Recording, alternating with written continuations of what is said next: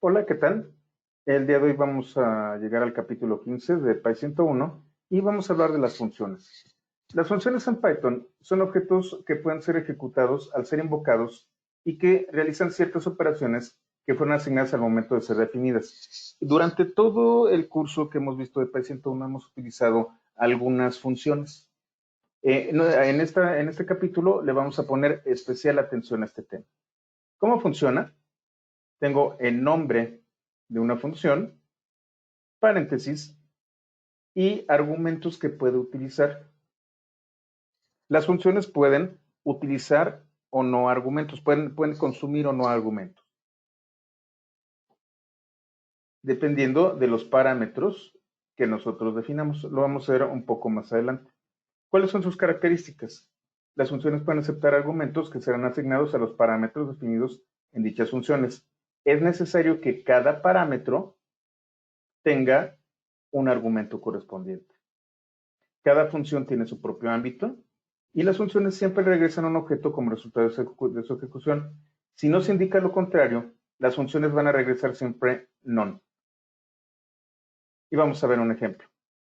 Estas son algunas funciones que hemos visto durante estas sesiones. En este caso, dir, que nos va a traer un objeto tipo list con el espacio de nombres del ámbito en el que se encuentra el intérprete de Python en este momento. Entonces, el intérprete de Python que está ligado a esta notebook contiene este espacio de nombres, esta lista de nombres. Tenemos aquí otra función que es len y estoy metiendo un argumento que es una cadena str. En este caso, voy a obtener el tamaño de la cadena de caracteres. Es 12. Y tenemos por último print. Print es una función que va a tomar control de la salida estándar y va a desplegar el mensaje hola mundo sin las comillas. Sin embargo, print regresa algo. Vamos a ver. En este caso, se puede observar que out regresa algo y también aquí out regresa algo. En este caso no hay out. Simplemente se despliega. Vamos a hacer algo interesante.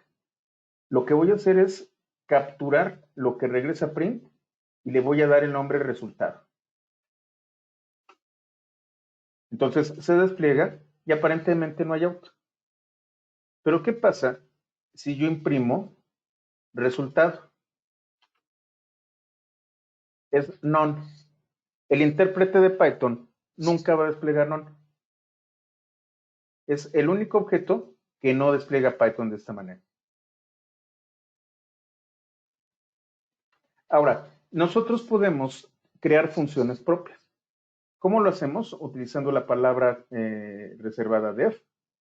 Le asignamos un nombre a la función y entre paréntesis podemos colocar parámetros. Puedo colocar ningún parámetro o puedo colocar una cantidad arbitraria de parámetros.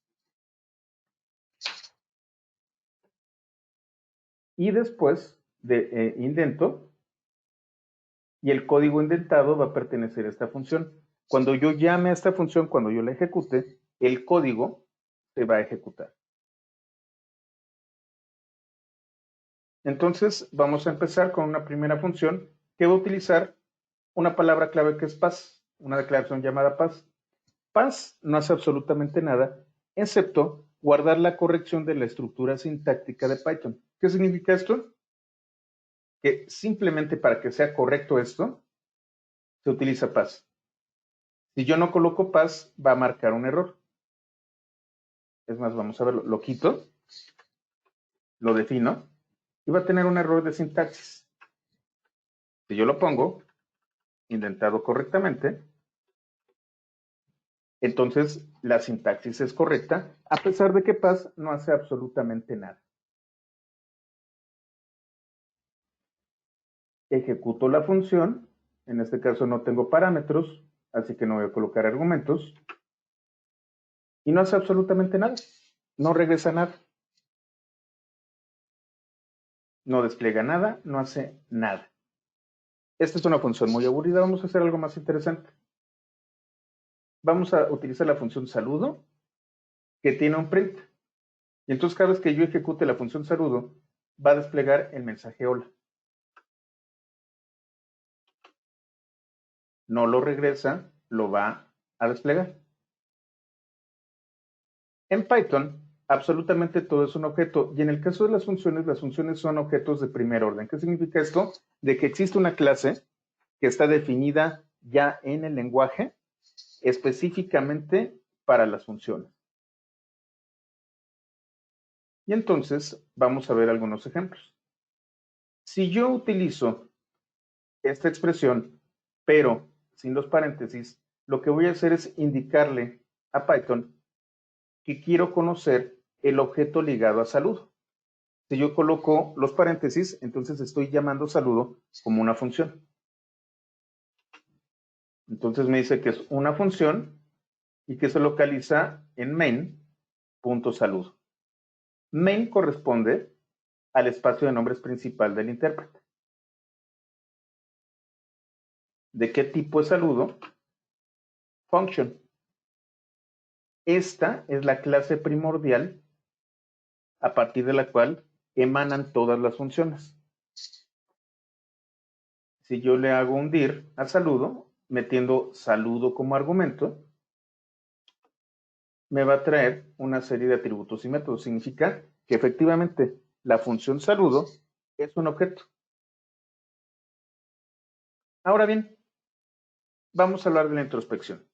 Cuando yo defino una función propia, puedo darle a Python cierto tipo de pistas para que el siguiente programador pueda acceder a la información que yo estoy generando. La introspección no es otra cosa más que obtener información o documentación a partir del código. Volvemos a saludo y voy a utilizar las docstrings. La primera docstring que yo coloco después de definir la función se vuelve parte de la documentación. Es la descripción de la función. Defino y ejecuto un help saludo. Y entonces imprime mensaje de texto. Es la definición de esta función. Aquí se describe utilizando esta docstring. Ahora vamos a hablar un poco de ámbitos. Hemos estado trabajando primordialmente con el espacio de nombres del intérprete principal. Sin embargo, las funciones, cada vez que son llamadas, pueden generar su propio espacio de nombres, su propio ámbito. Yo puedo ejecutar las funciones de múltiples maneras, llamarlas inclusive de manera simultánea, a la misma función, pero de forma simultánea, y cada instancia de esta función, cada vez que se ejecuta la función, va a tener su propio espacio de nombres, distinto uno de otro. Son autónomos. Y vamos a ver un ejemplo. Por ejemplo, aquí voy a definir el nombre objeto ligado a la cadena de caracteres hola. Si yo ejecuto dir sin argumentos, me va a traer el objeto tipo list con el espacio de nombres del ámbito principal, del intérprete. Y entonces aquí tengo objeto. ¿Qué pasa si yo creo una función llamada mi función y utilizo nuevamente el nombre objeto? Y ahora le estoy asignando el 2. Lo va a desplegar. Cuando yo ejecuto mi función, va a utilizar el objeto dentro de su ámbito local. Entonces, objeto con valor 2 va a ser desplegado. Y aun cuando estoy definiéndolo dentro de la función, no estoy invadiendo el ámbito global. ¿Cómo puedo yo saber cuál es el ámbito global y cuál es el ámbito local? Tengo la función globals, que me permite conocer el ámbito global del intérprete que yo estoy ejecutando, y tengo la función locals, que me permite conocer el ámbito local de mi función. Cuando yo ejecuto dir sin argumentos, lo que hace es traerme el ámbito desde donde yo lo estoy ejecutando. Si uso dir en el intérprete, me va a traer todo el espacio de nombres del ámbito global. Si yo utilizo dir dentro de una función, me va a traer el espacio de nombres de la función. Vamos a ver. Entonces, tengo esta función que se llama ámbitos, en donde defino el nombre lista y el nombre nulo. Manejo ese mensaje de espacio de nombres en el ámbito local y lo que voy a hacer es ejecutar locals y dir sin argumentos. Este dir sin argumentos, si lo ejecuto desde una función, me va a traer el espacio de nombres de la función. Y luego voy a tener globals, que me va a regresar no solamente los nombres, sino los objetos que están ligados a los nombres en el ámbito global. Lo mismo sucede con locals. Locals me va a traer un objeto tipo dict en donde están relacionados los nombres con los objetos. Lo defino y lo ejecuto. Entonces, lo primero que va a traerme es este objeto tipo dict con los objetos dentro del ámbito local de la función. Y ese es el resultado de dir, la lista de los nombres que están definidos dentro de la función. Aquí vemos el resultado de globals. Tengo un nombre y aquí tengo el objeto. Y tengo todos los nombres y todos los objetos dentro del espacio de nombres de este intérprete. Si ejecuto dir desde el ámbito global, me va a traer todos los nombres que podemos ver por aquí. Por ejemplo, tengo saludo.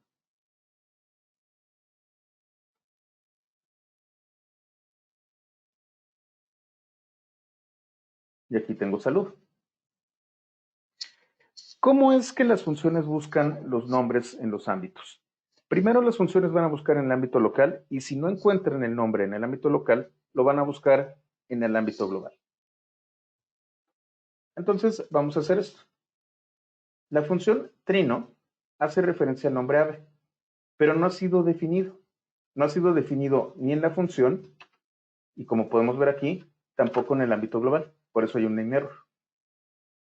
Vamos a ejecutar la función trino. Al hacer referencia a un nombre no definido, viene un name error. Vamos a definir ave. Y ya que está definida, entonces cuando la función haga referencia a ave, va a ejecutar esta expresión.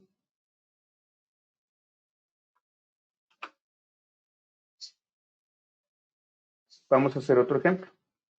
Aquí tengo la función multiplica, en donde tengo el nombre factor en el ámbito local, y va a regresar el resultado de la multiplicación de factor por 15, que va a ser 60. Ejecuto, y multiplica va a buscar el nombre factor dentro de su ámbito. Y aquí está. Y esto no va a modificar en caso de que yo defina factor fuera del ámbito local, sino en el ámbito global. Esto no va a afectar a la función. Siempre va a buscar primero en su ámbito local. Hay una manera de hacer que una función defina algo en el ámbito global y es a través de global. ¿Cómo funciona? Global, el nombre que yo voy a colocar en el ámbito global y luego le asigno un objeto al nombre. Entonces vamos a empezar aquí. Voy a definir mi nombre que va a ser igual a Juan. Y aquí defino una función en donde le estoy indicando a Python que mi nombre no va a estar dentro de este ámbito, sino que va a estar en el ámbito global y va a ser hola. Cuando yo ejecuto la función, entonces mi nombre con valor hola es guardado en el ámbito global. Sobreescribió al objeto que yo ya había definido en el espacio global. Esto es una mala práctica. Nosotros vamos a reutilizar código, vamos a importar módulos y vamos a tomar funciones y las vamos a ejecutar. Inclusive no vamos a saber quién hizo estas funciones, es muy común. Nosotros, Python, y sobre todo la comunidad, está muy acostumbrada a importar distintos objetos y utilizarlos en el código. No sabemos quién lo hizo, no sabemos de dónde viene, pero lo utilizamos. Si nosotros utilizamos global con un nombre que sea demasiado común, entonces va a ser sobrescrito y no vamos a saber qué es lo que pasó, porque esto pasa desapercibido. Ahora bien, ya que hablamos de los ámbitos, vamos a hablar de los argumentos y parámetros. Las funciones permiten aceptar datos al ser invocadas. Yo puedo ingresar datos cuando invoco una función y estos datos van a ser utilizados por la función. A estos datos se les llama argumentos. Entonces tengo una función y esta función puede tener un cierto número de argumentos. Yo se los puedo ingresar.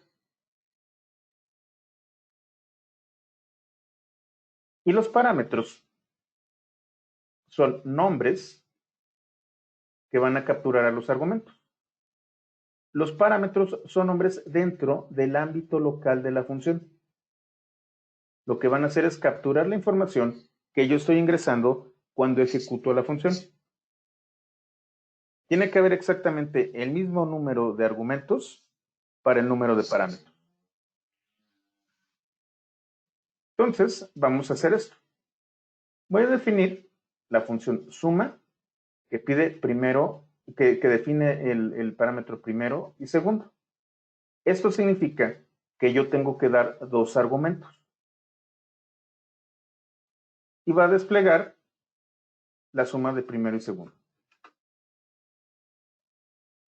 Aquí está el help. Y aquí yo estoy ingresando dos argumentos.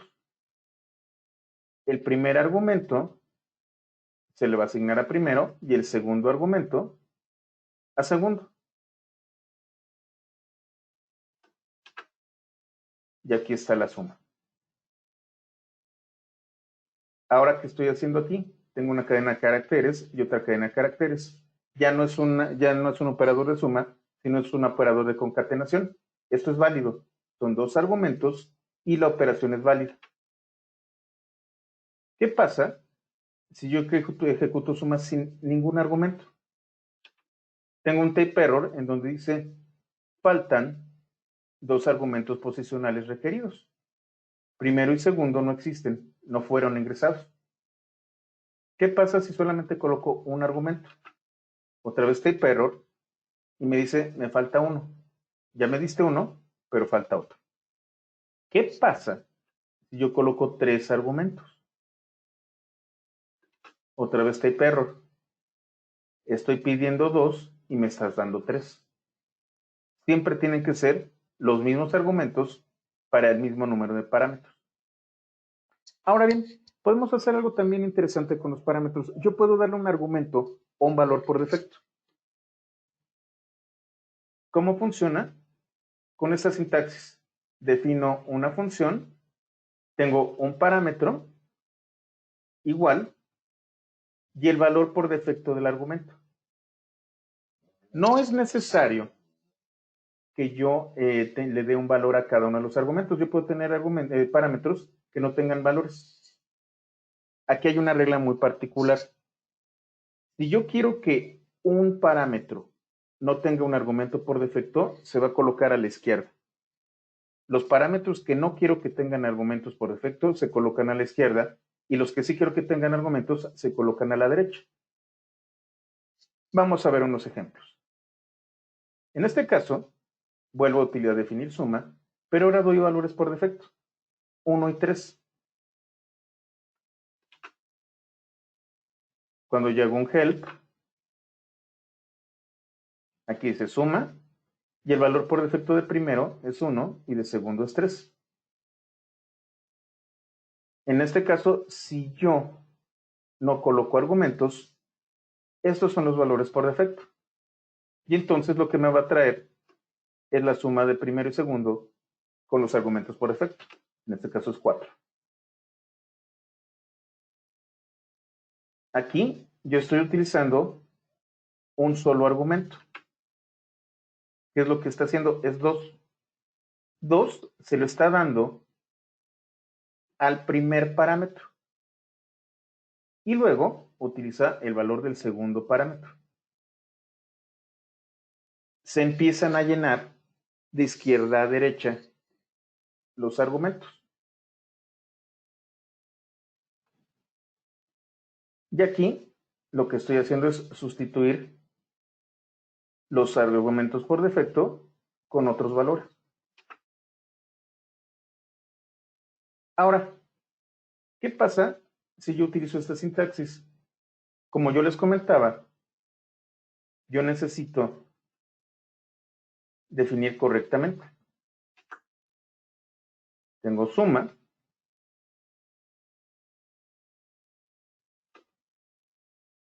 pero no tengo un valor por defecto para primero. Solamente tengo un valor por defecto para segundo, que es 3. Suma sin argumentos me da un type error. Falta un argumento posicional para primero. Esto significa que aun cuando yo opte por no colocarle un valor por defecto a primero, se le tiene que dar al ejecutar la función. En este caso voy a sustituir los dos parámetros. De aquí voy a definir, pero en esta ocasión voy a darle un valor a primero y no le voy a dar ningún valor a segundo. Ya les había comentado, si ustedes van a tener una estructura en donde no va a haber un valor por defecto para un parámetro, este se debe de colocar a la izquierda. En este caso lo estoy colocando a la derecha y eso es un error.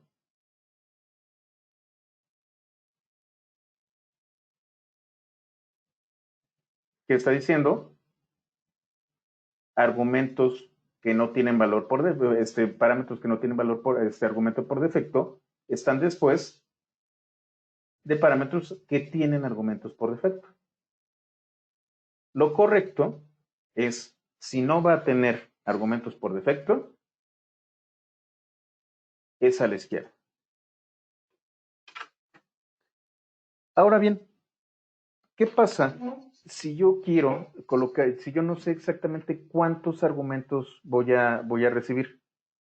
Es decir, existen parámetros que pueden recibir un número indeterminado de argumentos. Simplemente no sé cómo va a funcionar.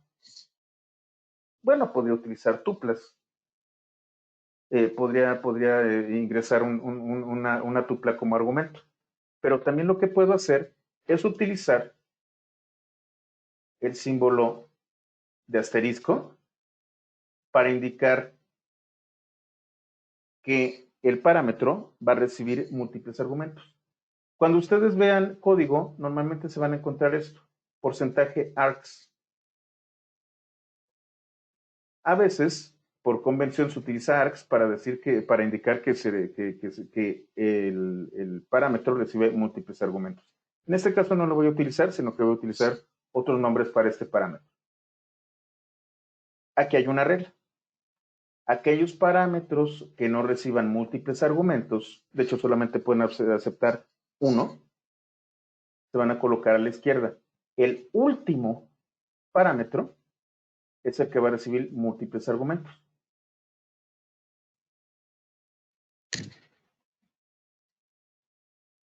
Y lo que voy a hacer es los argumentos que esté capturando a través de esta estructura se van a guardar con un objeto tipo tuple. Entonces, por ejemplo, tengo aquí promedio. Y diseñé esta función promedio para calcular el promedio independientemente del número de muestras que se ingresen. Y entonces le voy a colocar muestra y el asterisco. En lugar de args, se llama muestras. Voy a imprimir lo que capturó el parámetro. Va a ser un objeto tipo tuple con la sucesión de muestras que yo ingresé. Voy a calcular el promedio, que es la suma de las muestras entre el tamaño de las muestras, y lo voy a desplegar. En este caso, yo tengo 7 argumentos. Y lo que voy a hacer es, estos 7 argumentos se van a guardar en una tupla. Y esta tupla se le va a asignar el parámetro muestras. Y a partir de ahí hago las operaciones. En este caso, tengo 3 argumentos. Y entonces puedo tener un número indefinido de argumentos para un solo parámetro. Ahora, ¿qué pasa si yo quiero colocar otro parámetro? Aquí tengo, por ejemplo, nuevamente promedio, pero estoy colocando el parámetro título. Y luego muestras. El primer argumento que se ingrese va a ser capturado por título y todos los demás por muestras. Y entonces aquí tengo promedio, conteo de abejas en campo y luego varios números. Este primer elemento corresponde al parámetro título y el resto a muestras.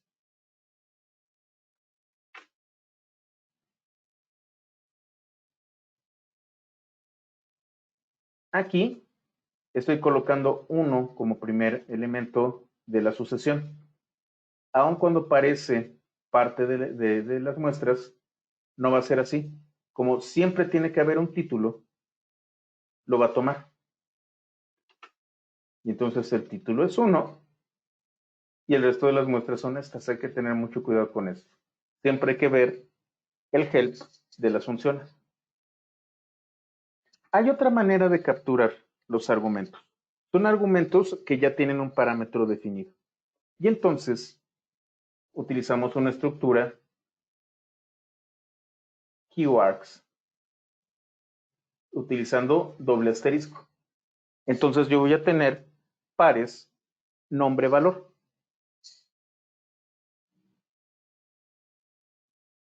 Lo mismo. Puedo tener varios parámetros y el último es el que va a capturar este tipo de elementos. Vamos a ver. Tengo la función superficie que únicamente está pidiendo un parámetro que es dato, pero que me va a pedir pares clave valor. Y entonces a partir de esto yo voy a tener un objeto tipo dict. Y a partir de este objeto dict yo puedo tomar algunas decisiones. Si dato, para empezar, tiene una clave que sea tipo, y esta es rectángulo, entonces voy a calcular el elemento con clave base de dato multiplicado por el elemento con clave altura de dato. Y esto va a ser superficie. Si el elemento con clave tipo de dato es triángulo, entonces voy a calcular la superficie, nada más que ahora es base y altura entre 2. Aquí coinciden los nombres base y altura. Pero ¿qué pasa con círculo? Entonces tengo tipo y aquí es radio para sacar la superficie.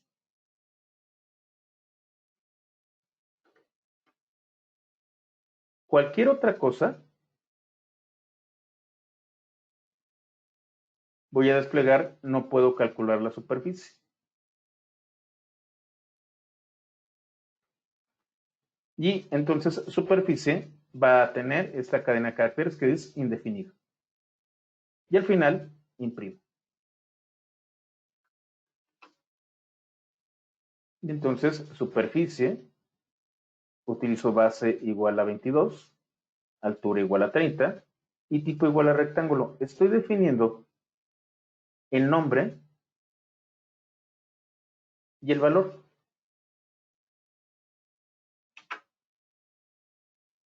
Y como yo tengo un if que va a validar la clave título que sea rectángulo, y tengo también la clave base y la base altura, y también la clave altura, entonces puedo obtener esto. Si tengo círculo y radio, esto es correcto, hay un if, hay un condicional que acepta esto, y entonces lo calcula. Pero ¿qué pasa si coloco rombo?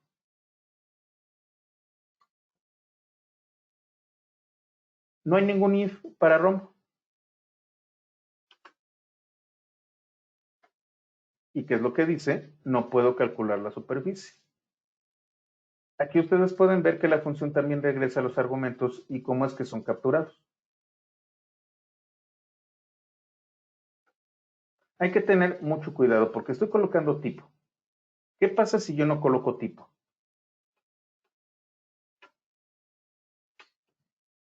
Como estoy utilizando un if y estoy buscando una clave, y esta clave no la estoy dando dentro de la función, voy a obtener un key error.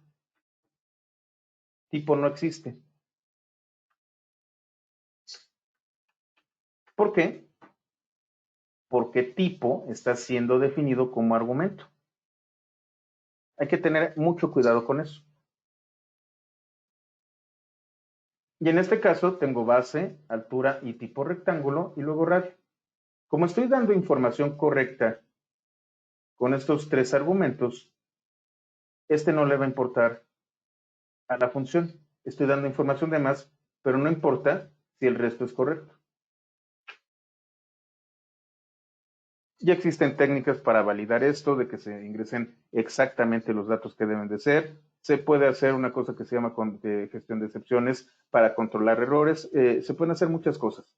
Pero de entrada, las funciones pueden aceptar argumentos con valor, perdón, con claves.